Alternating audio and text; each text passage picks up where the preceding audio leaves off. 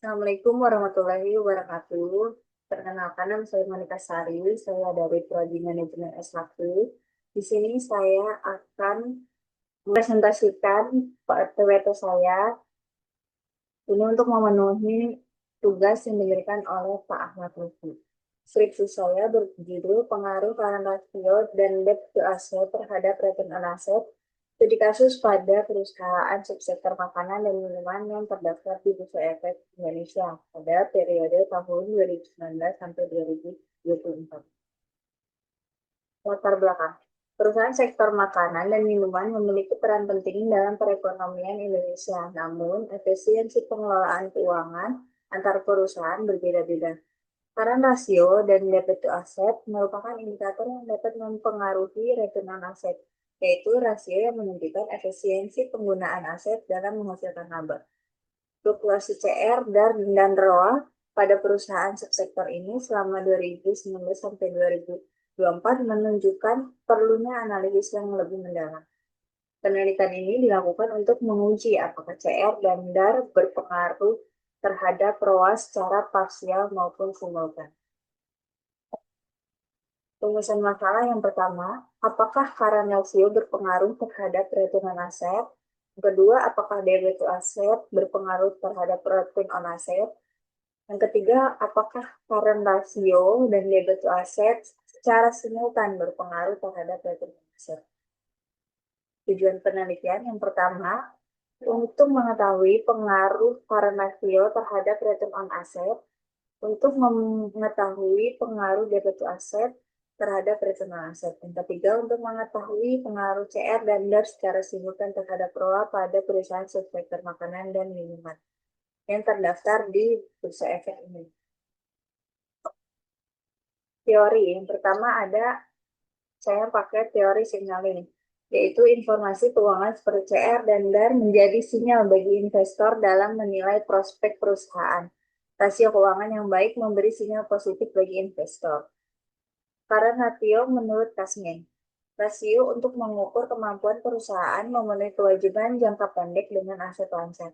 Current ratio yang tinggi menunjukkan likuiditas yang baik, namun terlalu tinggi bisa menandakan kelebihan aset tidak produktif. Yang kedua ada debit to asset ratio yaitu DAR. Menurut Harahap 2015, rasio DAR itu adalah rasio yang mengukur seberapa besar aset perusahaan yang didanai oleh utang. Semakin tinggi DAR, semakin besar ketergantungan terhadap pembiayaan eksternal dan risiko keuangan. Dan juga return on asset ROA. Menurut Brigham dan Houston 2011, rasio yang mengukur efisiensi perusahaan dalam menghasilkan laba dari total aset. ROA tinggi menunjukkan manajemen aset yang efektif. Data penelitian. Di sini saya mengambil 5 objek perusahaan yang ada di sektor makanan dan minuman yang terdaftar di Bursa Efek Indonesia, yaitu perusahaan CK, Ultra Milk Jaya, Mayora, Fish, dan DSMG. Yang datanya berupa sekunder dari laporan keuangan tahunan menggunakan annual report tahunan. Metode penelitiannya saya menggunakan metode kuantitatif dengan pendekatan deskriptif dan verifikatif. Metode penelitian. Pendekatan ada kuantitatif asosiatif. Teknis analisisnya saya menggunakan regresi linear berganda. Alat bantunya saya menggunakan Excel dan EVIS 12.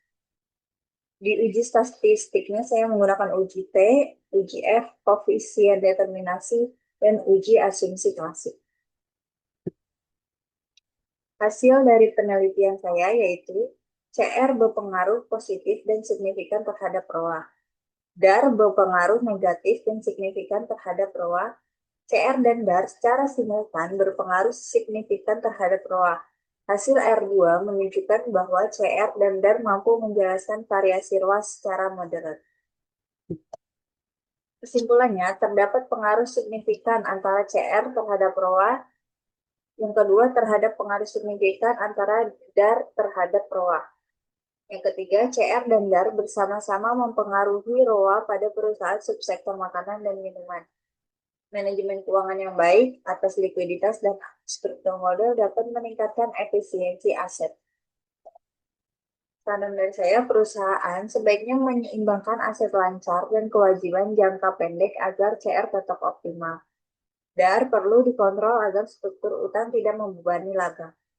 Penelitian selanjutnya disarankan menambah variabel lain seperti total asset turnover atau net profit margin.